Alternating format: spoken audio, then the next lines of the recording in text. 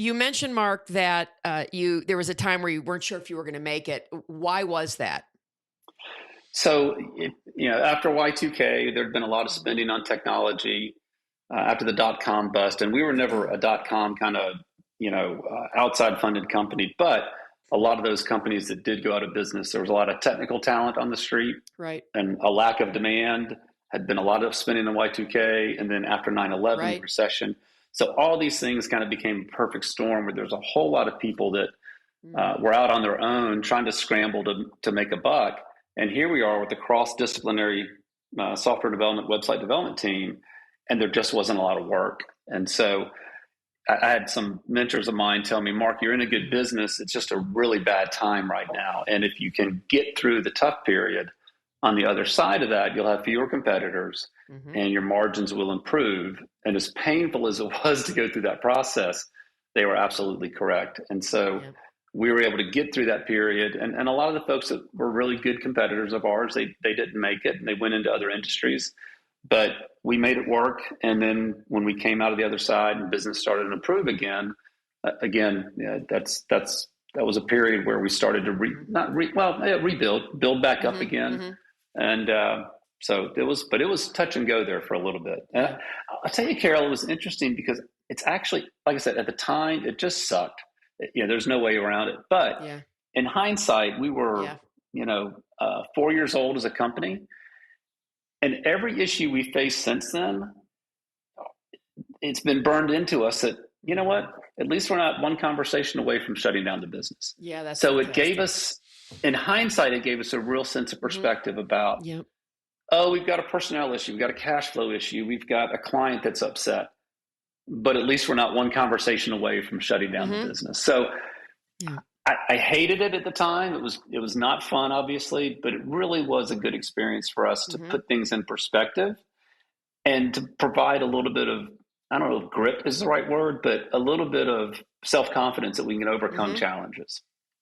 And that Well, was really yeah. important Hmm. as a young company. It's, uh, all of us were in our 30s or 20s. And so it was a good lesson to learn early that we can overcome things and not to Hmm. get freaked out. But, Hmm. and every future challenge after that was just, it's Hmm. another challenge. Let's just figure our way out through it. Right. So, Mark, you're bootstrapped and privately held. Did you ever have a thought of taking outside investment? Not really. And part of that's because the 10 years I spent in Northern California before moving to Oklahoma were all with venture backed software companies, Hmm. none of which you've ever heard of, but all of which had plans to take over the world. And so for me, you know, I, I have great admiration for people that are going to take on outside money and try to hit the home run. Right. And I was in several companies that tried to do that over 10 years. But when I moved here, some of it was just my young family. I didn't want to make those kind of sacrifices. And part of it wasn't the kind of business I wanted to own and run. So yeah, I've had experience being around, Hmm. companies that use capital, outside capital. Hmm. But for us, it was just like, that's not really our thing. And it's all customer funded growth. Right. And so we did spin off another company a couple of years ago based on some projects we were working on. And Hmm. we've resisted the temptation there to take on outside capital as well. And I think what we've learned is it gives us more control.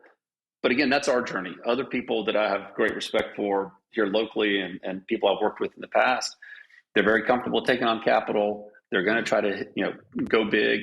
And that's great. It's just not, it wasn't Not for for you. us. Yeah. Yeah. And I think that's, we have to be true to who we are. Yeah. No, I don't disagree. So you're building, applications and software for, as you said, enterprises as well as you say, well-funded startups. Why I've always sort of been curious about this. Why do companies outsource this rather than hiring people to do this themselves? So one thing that we found over the years is that our team of software engineers and designers and database experts the type of folks that we attract, they don't want to be doing the same thing year after year. And they like Mhm. the challenge of solving new problems, Uh, either new problems in different industries mhm. or new problems with existing customers. Mhm. And so they're not happy in an environment where they're just, care and feeding and maintaining Mhm. existing Mhm. systems. And as a consultancy, we can go after, and our clients look for us to bring some innovation and some new ways of thinking to problems. And so it gives our team the opportunity to not get stagnant. Mm-hmm. And if they had worked for a big company, they would eventually just sort of fall into, a status where they're probably not going to grow and be challenged in the way they want to. So I think for us, it's a way to, our clients look to us because we do have innovative thinkers. What we do in a manufacturing client, we can then transfer to maybe somebody in the convenience store space or to a services business, Mm-hmm. because we're thinking differently, because ultimately it's all ones and zeros, right? Data comes in, it gets processed, and data gets put out. It's Mm-hmm. obviously more complex than that, but the way we solve a problem for one industry or one client in one industry, we can then adapt it to somebody else. But I think the variety of what we do, the variety of challenges we get to face, and the variety of unique problems we get to solve really is important for our team. Mm-hmm. And our clients recognize that, unlike their own internal staff, they can depend on us to provide that kind of guide or provide that level of Mm-hmm. innovative thinking about problems that, when you're in something, you get in your tunnel, sometimes it's hard to come Right. out of it, but we bring a different perspective to every Mm-hmm. engagement. Yeah, that's really great because I frequently wonder why companies don't outsource more things, right? To consultants who look at your problems in a way that you probably can't look at them And because that's what you're we living do in a with our, blind spot, you're too emotionally yeah. attached to it, any number of things. And so, we don't have a whole lot of outside vendors for us, but we don't do our own payroll processing. We use outside payroll companies because Of they're course. experts. Well, They've you got should. That's right. efficiency. That's Yeah, right. marketing. We for a long time we outsourced our marketing, and now we've grown big enough where we have our own internal team. Mm-hmm. Mm-hmm. But that was a function of scale and the opportunity to do that. But yeah, I'm a big fan of outsourcing. Mm-hmm. We obviously benefit from that with our clients, Mm-hmm. and I think the reason they keep using us is because we're bringing something to the table that either they can't hire the right team of people, or Mm-hmm. they know that their team of people is going to be focused on one thing and we can bring a different element to it. So Yeah, that's great. So speaking of marketing, that's pretty much where you cut your teeth. And when you were at Rock Island Group working with your brother, you were the head of marketing, and right. you also co-founded a company in the oil and gas business, which shouldn't be a surprise for anybody who knows anything about Yeah. Oklahoma. Right. Just about 8 years ago. So I'm curious about a couple of things. One, like how involved you are with that, leading another company. And Right. the second piece of that is you're a first-time CEO. Right. So So those are two different questions, but you're doing one while you're doing the other, which is interesting. yeah, so the other company's called Drakewell, and it came about because we were doing some custom programming for some people who were in the directional drilling space and Okay. writing software for them to be more operationally efficient in drilling Mm-hmm. wells. And what we found was the client we were working with, we had other customers in that space that had found us because of what we had done for this one particular client, and we were going to be Right. solving the same problems. So we worked out a deal to retain the intellectual property with the opportunity to commercialize it while still doing Mm-hmm. custom work for Mm-hmm. or for different customers. Right.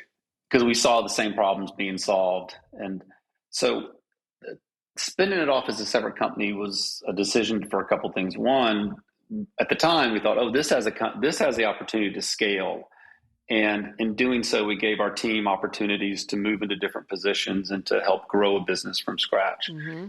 And so I did help co-found it, but I wasn't as involved in running it. And part of that was because we wanted to have opportunities for other people to grow in their career and take on some ownership and drive that business.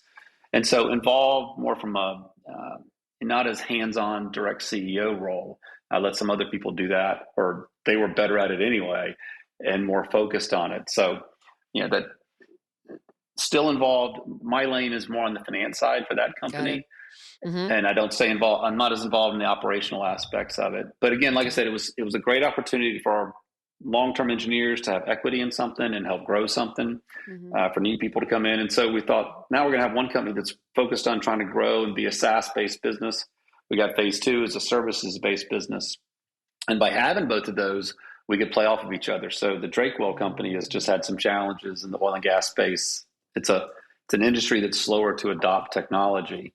So what we've been able to do, though, is use some of our Drakewell engineering talent doing phase two work when we needed to, Ah. and use phase 2 design resources Mhm. and some development opportunities when Drakewell needed some extra help. So Mhm. instead of going all in on one or the other, we're able to have complementary kind of, but different style businesses, but the ability to exchange resources back and forth. So Mhm. that's been, I don't know that we set out to do that on purpose, but what's happened is we've been able to move people around as demands grew in one area or shrunk in the other, or vice Mhm. versa. Got it. Carol Schultz here. Thanks for watching this excerpt from Authentically Successful. The conversation doesn't end there. So if you want to hear this episode in full and all my conversations with many other successful founders and CEOs, please visit verticalelevation.com/podcast.